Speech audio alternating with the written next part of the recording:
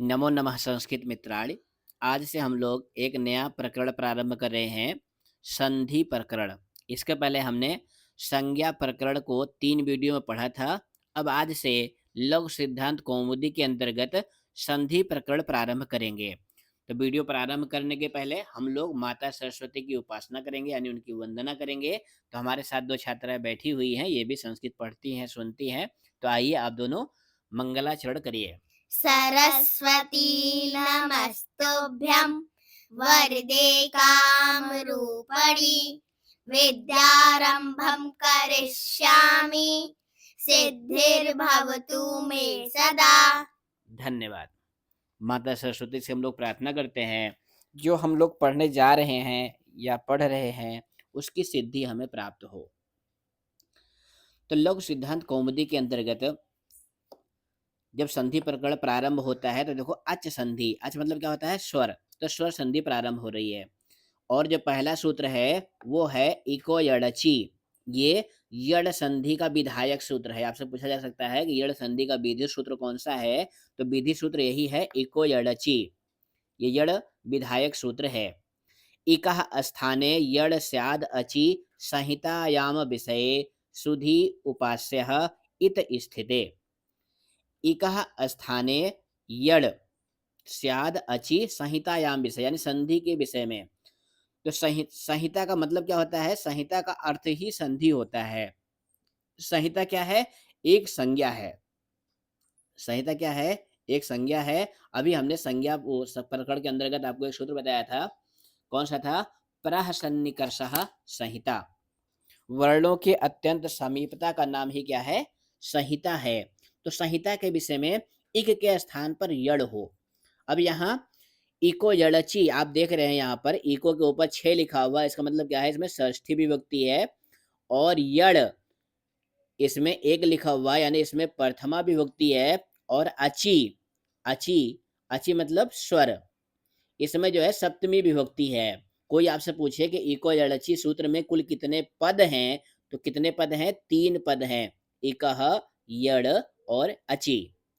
अब यहाँ एकः स्थाने, तो लघु सिद्धांत कौमुदी में एक सूत्र लिखा हुआ है, षष्ठी स्थाने योगा।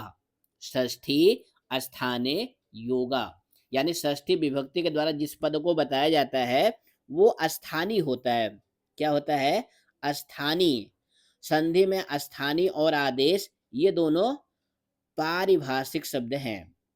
जिसके स्थान पे संधि होती है वह स्थानीय होता है। जो आदेश यानी जो नया वर्ण आता है वह आदेश कहलाता है। जैसे यहाँ पे एकः स्थाने यड़, तो एकः ये स्थानीय है और यड़ क्या है?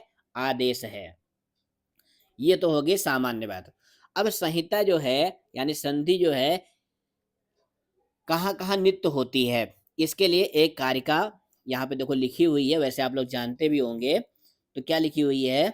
संहिता एक पदे नित्या, नित्या धातु उपसर्गयोः, नित्या समासे वाक्ये तु सविवक्षाम् अपेक्षते। तो कह रहे हैं कि संहिता एक पद में, यानी जो अखंड पद होता है उसमें संहिता यानी संधि नित्य होती है।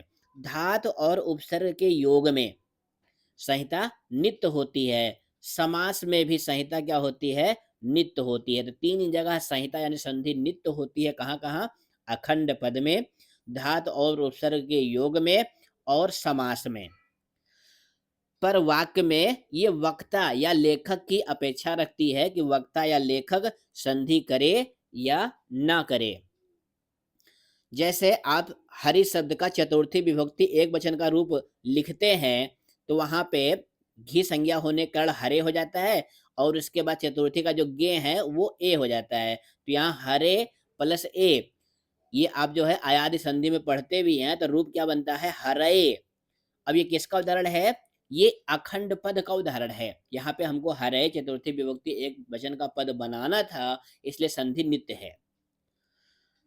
उसके बाद अगला क्या था? धातु और उपसर्ग। तो जैसे यहाँ पे देखो प्रा उपसर्ग है और धातु है एति।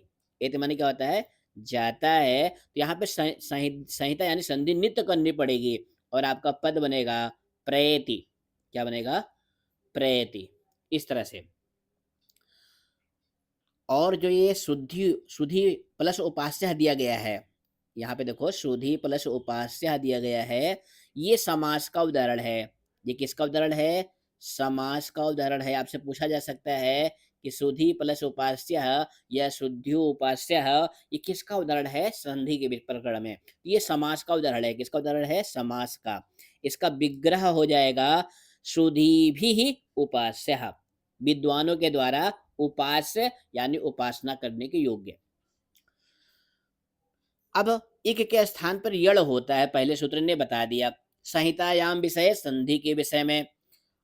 अब सुधी, यहाँ पे देखो सुधी में दो इक हैं, सकारोत्तरवर्ती उकार भी इक है और धकारोत्तरवर्ती बड़ी ई यानी ईकार भी क्या है? इक है। उसी तरह से उपास्या में जो उ है ये भी इक है। अब किस इक के स्थान पे यड़ होगा, इसके लिए अगला परिभाषा सूत्र आता है। ये कैसा सूत्र है? परिभाषा सूत्र है। स्थानीय निमित्तयोः व्यवधान नियामक परिभाषा सूत्रम। तस्मिन् इत निर्दिष्टे पूर्वस्य, तस्मिन् इत निर्दिष्टे पूर्वस्य, इसकी वृत्ति क्या है? सप्तमी निर्देशेन विधेयमानं कार्यम वर्णांतरेण अव्यवहितस्य पूर्वस्य बोध्यम। क्या कह रहे हैं? सप्तमी निर्देशेन विधीयमानं कार्यम वर्णांतरेण अव्यवहितस्य पूर्वस्य बोध्यम। क्या कह रहे हैं? ध्यान से देखिएगा। सप्तमी निर्देशेन यानी सप्तमी विभक्ति के द्वारा निर्दिष्ट। ऊपर हमने जो सूत्र पढ़ा इको यड़ची, उसमें सप्तमी विभक्ति किसमें है? अची में है। अची मतलब अच, ये चकारांत शब्द है, सप्तमी के एक वचन में अची बनता है।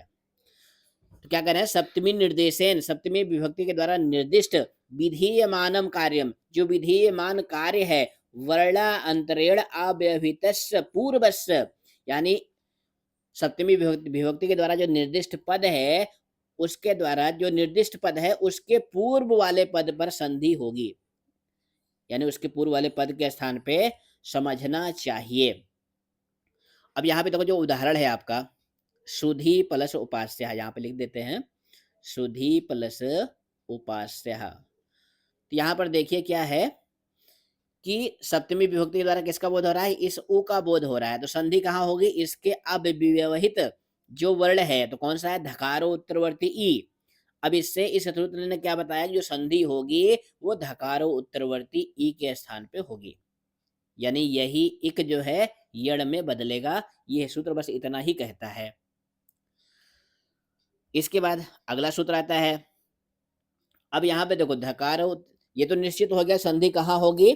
सुधी के धकारो उत्तरवर्ती ई के स्थान पे। अब ए के स्थान पे यड़ आदेश होगा। अब यड़ में कितने हैं? 4 हैं, य व र और ला।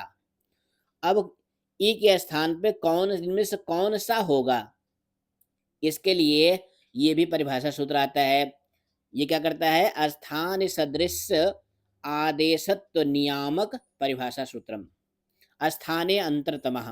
प्यारे साथियों, ये ग्रेजुएशन वाले बच्चों के लिए ये कई बार हमने देखा है, जब हम भी पढ़ रहे थे ग्रेजुएशन में, तो वहाँ ये व्याख्या के रूप में आया हुआ है। तो अगर आप जीआईसी एलटी का मेंस देने की तैयारी कर रहे हैं तो स्थानीय अंतरतमः को अच्छे से याद कर लो, क्योंकि मान लो व्याकरण में सूत्र भी आ गया व्याख्या करने के लिए, तो स्थानीय अंतरतमः। अब इसकी वृत्ति क्या है? प्रसंगे सति सदृशतम आदेशः स्यात् सुधाधय उपास्यः इति जाते। प्रसंगे सति क्या लिखा हुआ है यहाँ पे देखिए? प्रसंगे सति, प्रसंगे सति मतलब प्रसंग अर्थात प्रसक्ति यानी प्राप्ति होने पर, प्रसंगे सति यानी प्राप्ति होने पर सदृशतम आदेश स्यात्, सदृशतम आदेश हो। कौन सा आदेश हो? सदृशतम आदेश हो, यानी ए के स्थान पे य व र ल जो 4 हैं, इनमें जो इसका सदृश होगा वही आदेश होगा। अब ये सदृश जो है कई टाइप के होते हैं, स्थानकृत सदृश, कालकृत सदृश। तो यहाँ पे कौन सा सदृश देखा जाएगा? यहाँ पे स्थानकृत सदृश देखा जाएगा। कौन सा? स्थानकृत। तो ई का उच्चारण स्थान क्या होता है? तालु होता है। और या का भी उच्चारण स्थान क्या होता है? तालु होता है। इसीलिए ई के स्थान पर यड़ आदेश हो जाएगा और आपका पद बन गया सुध य प्लस उपास्य, यानी ई के स्थान पे य हो गया। तो ये स्थानीय अंतर्दमा समझ में आ गया। अब यहाँ पर देखो, इस पेज में भी नीचे क्या लिखा हुआ है? आदेश और स्थानीय। तो जो किसी वर्ण के स्थान पर हटाकर आता है उसे आदेश कहते हैं। और इसके लिए लाइन बहुत प्रसिद्ध है, शत्रुवत आदेशः मित्रवत आगमः। यहाँ पे मित्रवत आगमः नहीं लिखा है, मैं आपको बता रहा हूँ। आदेशः शत्रुवत भवति, आगमः मित्रवत भवति। यानी आदेश जो है शत्रु के समान होता है। स्थानीय क्या होता है? हमने आपको पहले भी बताया, उसी बात को यहाँ पे लिखा गया है कि स्थानीय शब्द भी व्याकरण शास्त्र का पारिभाषिक शब्द है। उसकी परिभाषा क्या होती है? जिसके स्थान में आदेश होता है उसे स्थानीय कहते हैं। जैसे श्रुति उपास्य में धकार उत्तरवर्ती जो ईकार है, उसी के स्थान पर यड़ आदेश होगा, तो ई जो है स्थानीय है और यड़ क्या है? आदेश है। तो यहाँ पे स्थानकृत आदेश के कारण जो है ई के स्थान पे या आदेश हो गया। अब अगला सूत्र आता है यरो द्वितीय विधायक सूत्रम। कई बार ये भी पूछ लिया जाता है कि अनचिचा करता क्या है?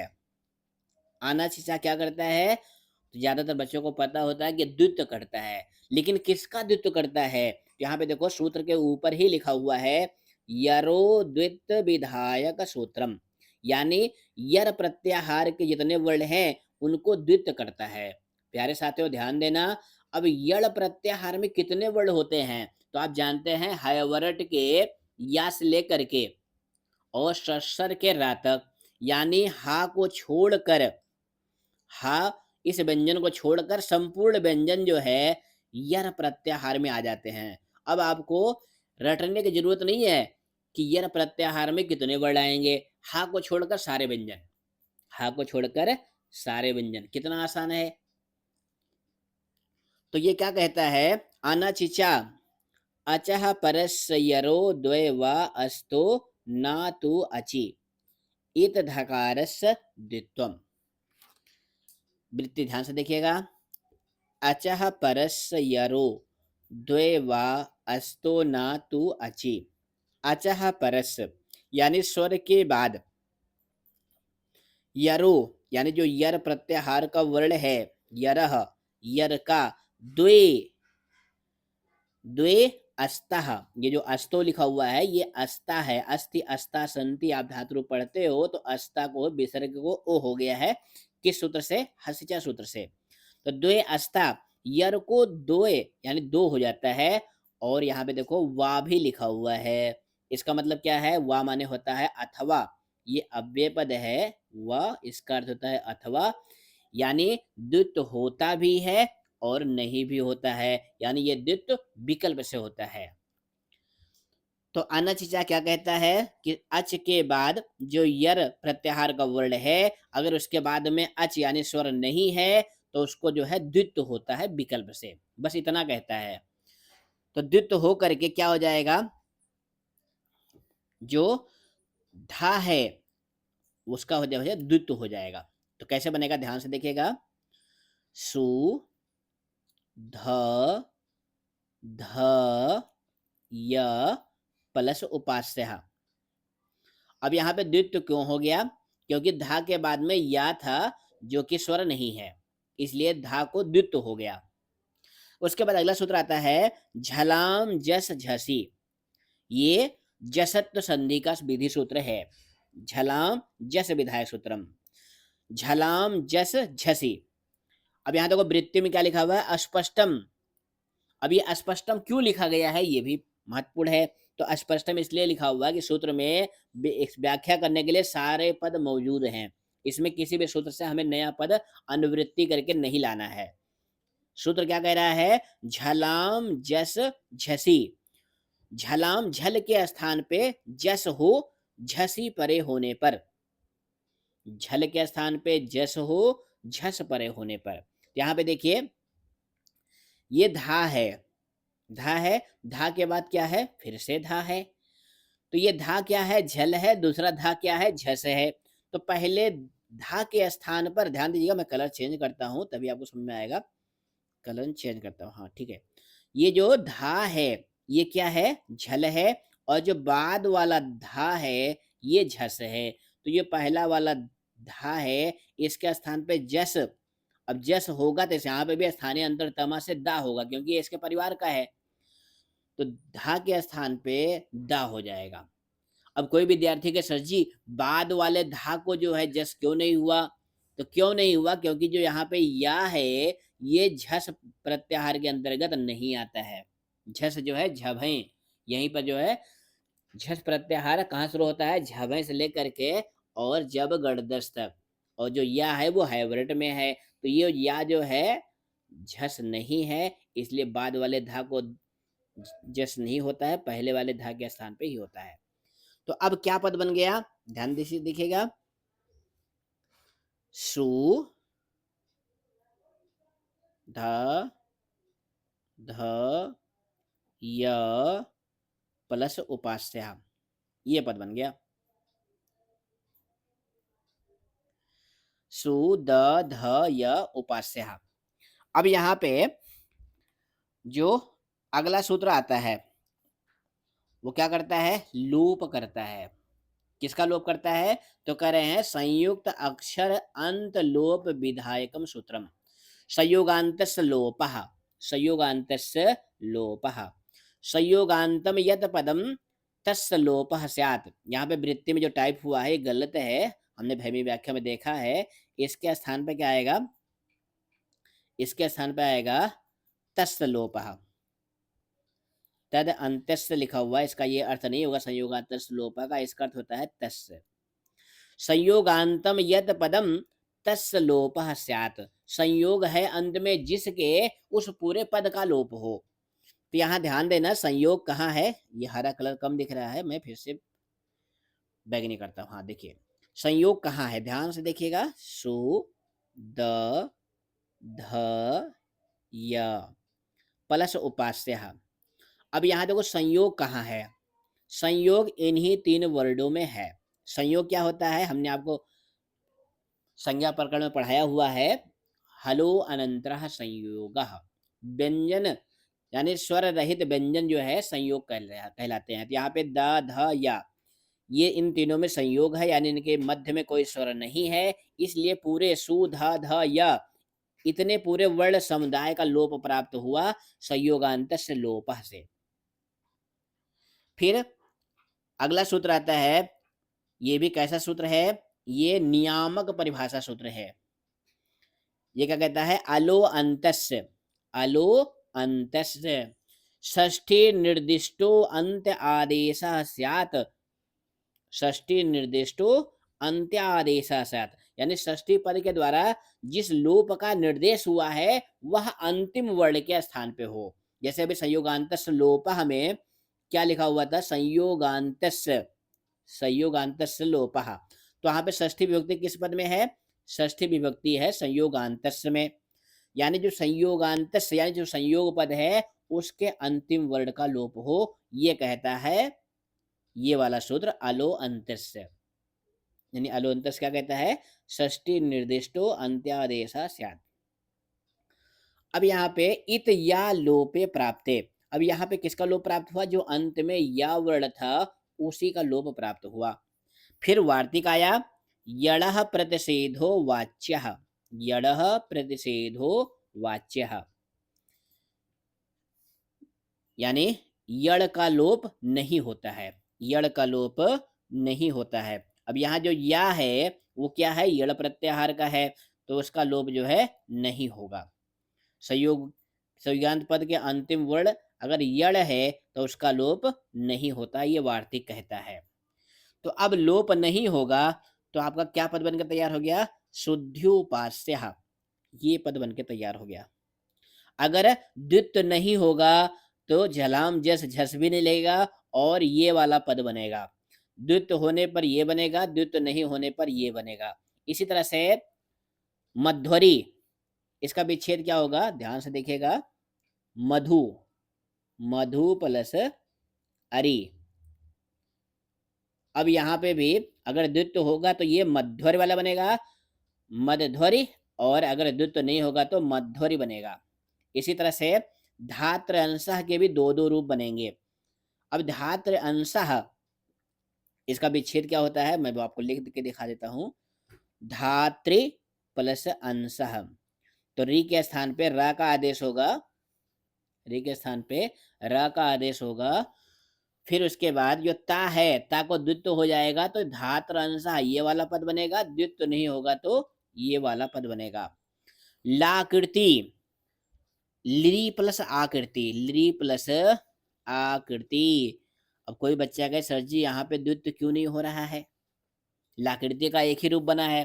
तो लिरी के स्थान पे जो ला हो रहा है, लिरी के स्थान पे जो ला हो रहा है, ये ला यद्यपि यर प्रत्याहार में है, लेकिन इसके पहले ना तो स्वर है, इसके पहले स्वर नहीं है, और इसके बाद में स्वर है।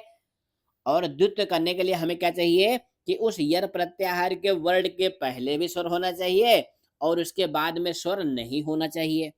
तो ये कंडीशन इस पे लागू नहीं होती है, इसलिए लिरी प्लस आकृति लाकृति का एक ही बनता है। मध्वर शुद्धोपास्या और धात्र्यंशः के दो दो रूप बनते हैं। तो प्यारे साथियों, हमने देखा है कि द्वित्व वाला रूप केवल जब हम सिद्धि करते हैं तभी मिलता है, लेकिन अगर आप जो है टीजीटी, पीजीटी या असिस्टेंट प्रोफेसर की परीक्षा देने जा रहे हैं, तो वहाँ पे तो इसकी 100% संभावना होती है कि ये दोनों रूप पूछे जाएँगे। किस तरह से पूछे जा सकते हैं? वहाँ पे ये दिया जाएगा, देखो शुद्धि उपासक तो हम सिद्धि करते हैं, वो हमको बिल्कुल अच्छे से याद हो जाता है। लेकिन वहाँ पे दे देगा मधु प्लस अरि, मधु प्लस अरि। उसका पूछेगा कि यहाँ पे निम्नलिखित में कौन सा संधि पद उचित है या अनुचित है? तो वहाँ पे एक में लिख देगा द्वित्व वाला, एक में लिख देगा बिना द्वित्व वाला। तो वहाँ पे ऑप्शन दे देगा कि ए सही है, बी सही है, केवल ए सही है, केवल बी सही है, ए बी दोनों सही हैं। इस तरह से प्रश्न पूछे जाएँगे यण संधि के अंतर्गत। तो हमें पूरा विश्वास है अब आपको समझ में आ गया होगा। यहाँ पे एक बात आपको और बतानी है कि यहाँ यणः प्रतिषेधो वाच्यः ये वार्तिक है। वार्तिक की क्या परिभाषा होती है? अभी हमने देखा है यूपी असिस्टेंट प्रोफेसर में एग्जाम में वार्तिक का लक्षण पूछा गया था। तो उसका लक्षण क्या है? उक्त अनुक्त दुरुक्ता नाम चिंता यत्र प्रवर्तते तम ग्रंथम वार्तिकम प्राहु वार्तिकज्ञः विचक्षणः। फिर से देखिएगा, उक्त अनुक्त दुरुक्ता नाम चिंता यत्र प्रवर्तते तम ग्रंथम वार्तिकम प्राहु वार्तिकज्ञः विचक्षणः। तो प्यारे साथियों, वहां पे हमने देखा है कि उक्त अनुक्त, यहाँ पे और कुछ लिखा हुआ था, वहां पे उक्त अनुक्त दुरुक्ता नाम, तो दुरुक्ता नाम के स्थान पे सूक्ता नाम भी लिखा हुआ था। इसी तरह से लाइन यही लिखी हुई थी, बस केवल वहां पे डिफर यानी परिवर्तन केवल इसी पद में किया गया था। तो ये अच्छा पद है, इसको आप समझ लें कि उक्त अनुक्त द्रुक्ता नाम। उक्त मतलब कहा गया, अनुक्त मतलब गलत कह दिया गया।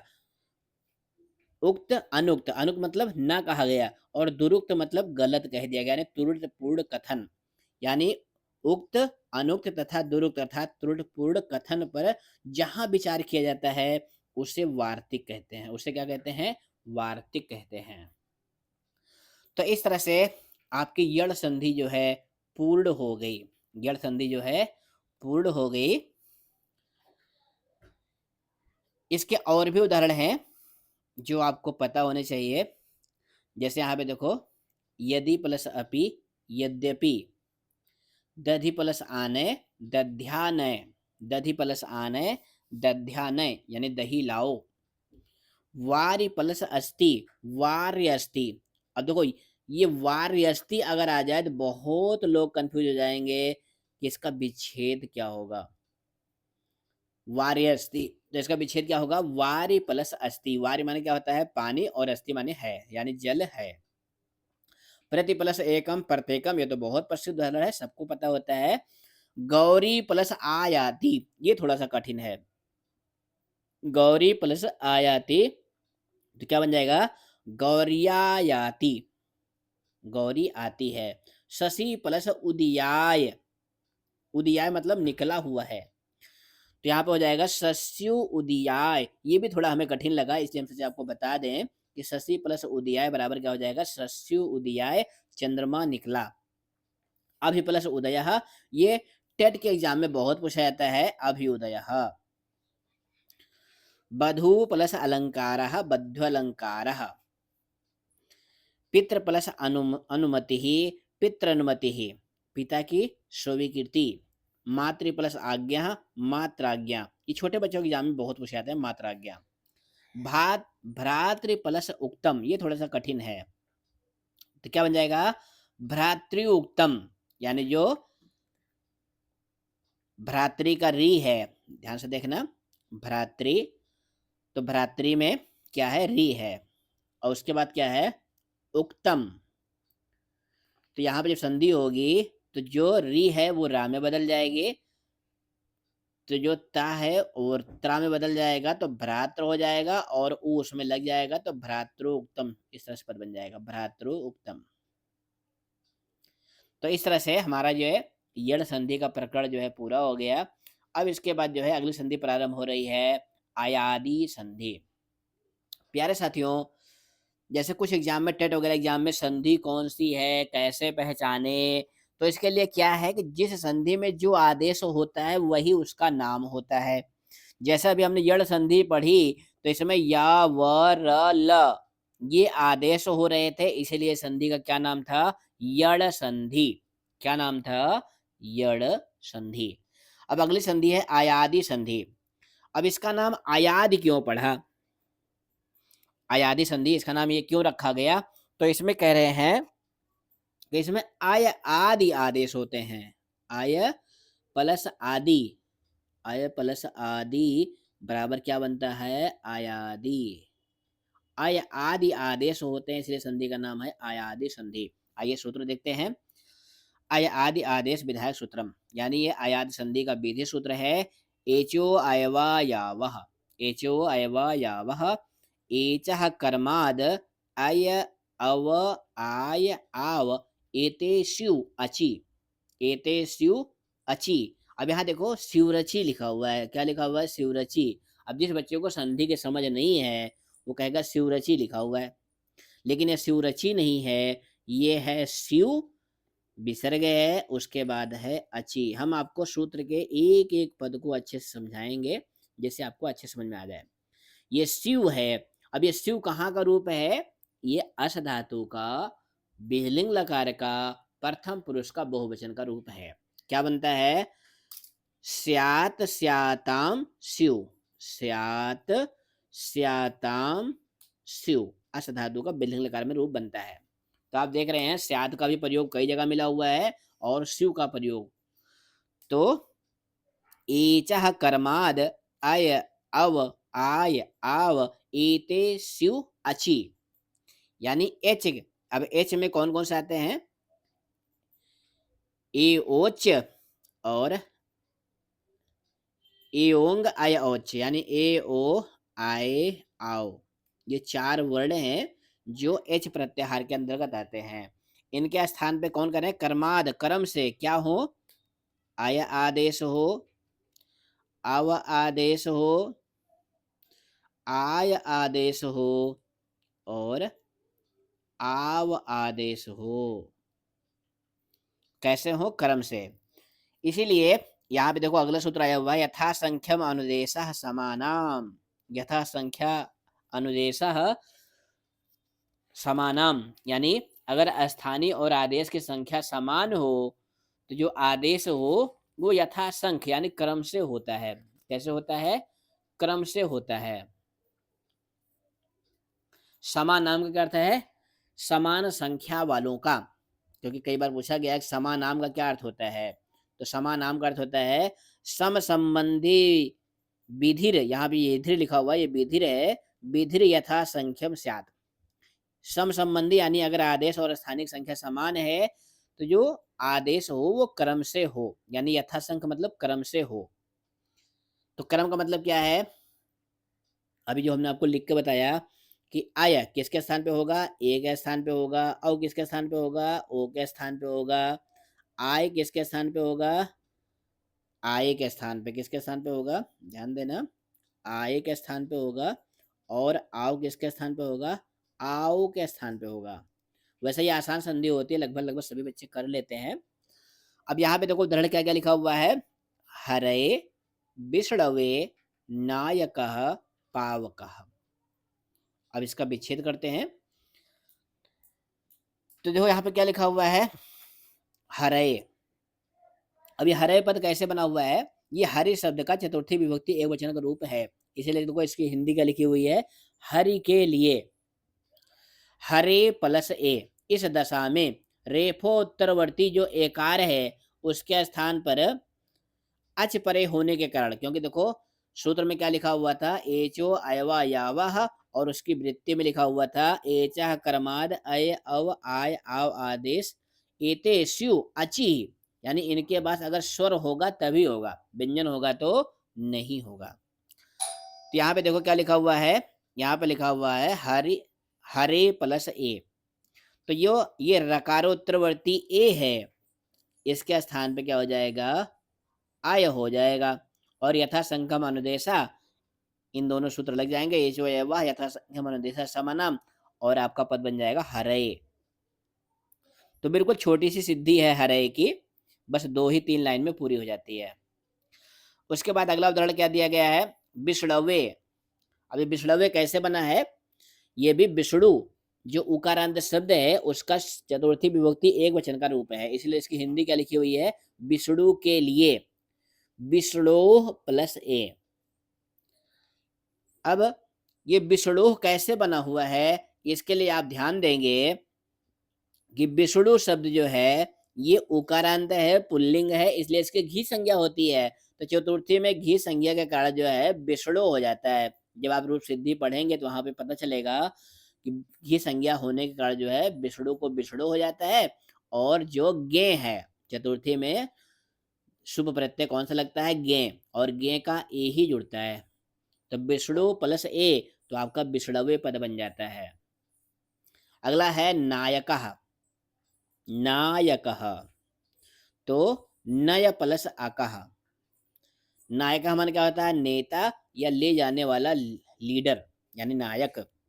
इस दशा में नकार उत्तरवर्ती जो अयकार है उसके स्थान पे अकार अच परे होने के कारण जो है आय आदेश हो जाता है और नायकः रूप सिद्ध होता है। अब ये जो नय आया हुआ है, मैंने सोचा ये नय क्या है?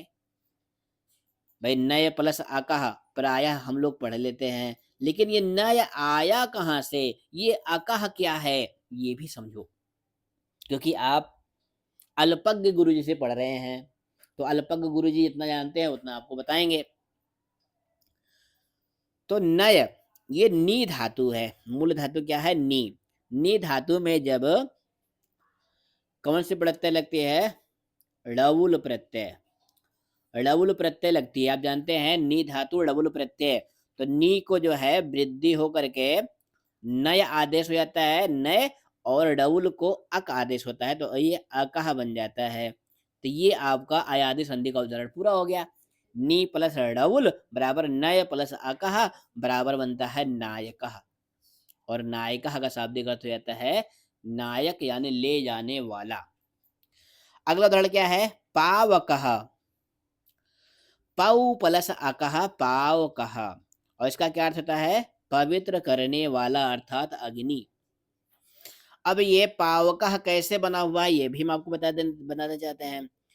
पू, पू माने क्या होता है? पू धातु है, पवित्र करने के अर्थ में होती है, और इसमें भी डबुल प्रत्यय लगता है।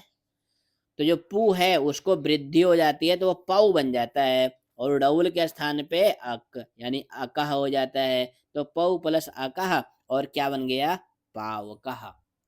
तो पावकः का ये पौ क्या है, अकह क्या है, ये भी आपको समझ में आ गया, और संधि विच्छेद भी आपको अच्छे से समझ में आ गया।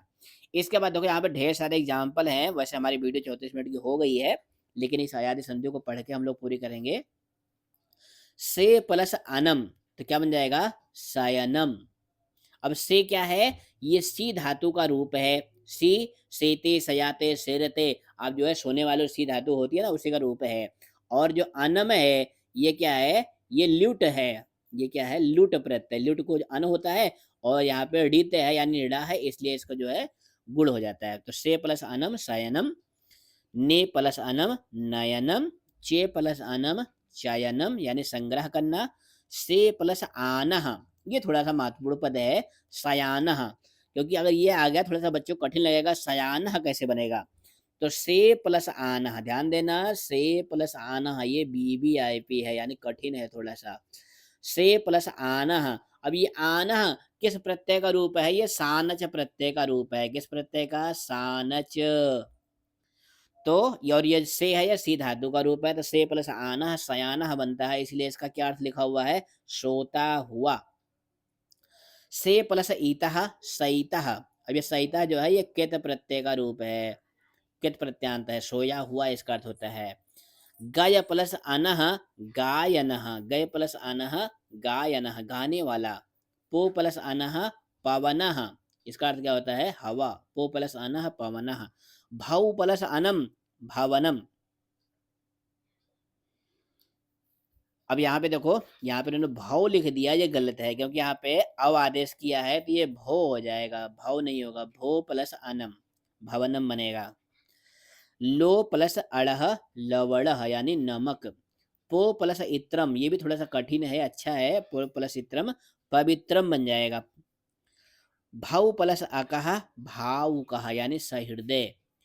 तो इस तरह से हमने जो है यड़ संधि और अयादि संधि पढ़ ली है। इसके बाद अयादि संधि के दो सूत्र और हैं, तो सोचते हैं इनको भी पढ़ ही लेते हैं। क्या सूत्र है, वांतो ई प्रत्यये, वांतो ई प्रत्यये, यकारादौ प्रत्यये परे ओदयितौ अव आव एतो अस्ता। एचो अयवा हयामा में आपने क्या पढ़ा कि एच के बाद अगर कोई स्वर होता है तो एच के स्थान पे आय आदि आदेश होते हैं, लेकिन ये सूत्र क्या कह रहा है, वांतो, वांतो ई प्रत्यय, वांतो वाह है अंत में जिसके, वो कहलाते हैं वांत। तो जो आदेश थे अय अव आय आओ, वहां पे वांत कौन कौन है, अव है और आव है, ये दो आदेश कैसे हैं, वांत हैं। तो कह रहे हैं वांतो, वांत होते हैं, ई, ई यानी या शब्द का जो है सप्तमी विभक्ति एक वचन में ये बनता है, ये प्रत्यय यानी यकार आदि प्रत्यय परे होने पर। और इसका उदाहरण क्या दिया, गव्यम, जैसे क्या बनता है, गो प्लस यम, गो प्लस यम क्या बन जाएगा, गव्यम। अब यम क्या है, यकार आदि प्रत्यय है। इसी तरह से नाभ्यम, नाभ्यम का विच्छेद क्या हो जाएगा, देखो यहाँ पे लिखा हुआ है, नौका से तरने योग्य जल को क्या कहते हैं, नाभ्यम। नौ प्लस यम, नौ प्लस यम बराबर क्या हो जाएगा, नाभ्यम। एक वार्तिक भी इसी के बाद आता है, अध्व परमाणे चा, अध्व परिमाणे चा, ये क्या कहलाता है, ये भी अव आदेश विधायक वार्तिक है, यानी जो वांतो ये प्रत्यय करता है वही ये भी करता है, ये भी क्या कहता है, अध्व परमाणे चा, अध्व परमाणे चा। इसका क्या अर्थ होता है, इसका अर्थ होता है कि मार्ग या परिमाण, मार्ग के परिमाण अर्थ में गो शब्द के आगे युति शब्द रहे, ये केवल एक शब्द के लिए ही आया हुआ, युति शब्द के लिए।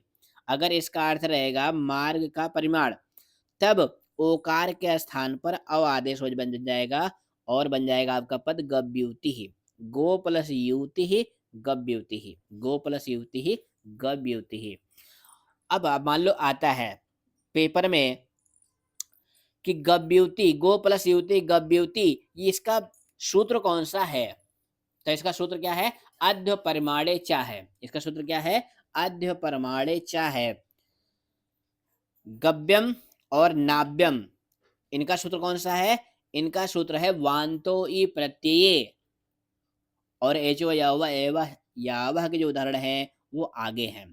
तो इस तरह से आप देख रहे हैं कि कौन सा उदाहरण पूछा जाएगा तो वो किस सूत्र से होगा। जैसे मान लो शयनम भवनम पावकः नायकः ये सब आते हैं, तो ये एचो एवह यावह के उदाहरण हैं। गव्यम नाव्यम पूछा जाता है तो वो किसका उदाहरण है? वो वांतो ई प्रत्यय का उदाहरण है। और अगर गव्युति पूछा जाता है तो वो अद्य परमाणे चा इस वार्तिक का उदाहरण है। तो हमें उम्मीद है ये वीडियो आपको अच्छी लगी होगी। तो फिर मिलेंगे अगली वीडियो में। धन्यवाद।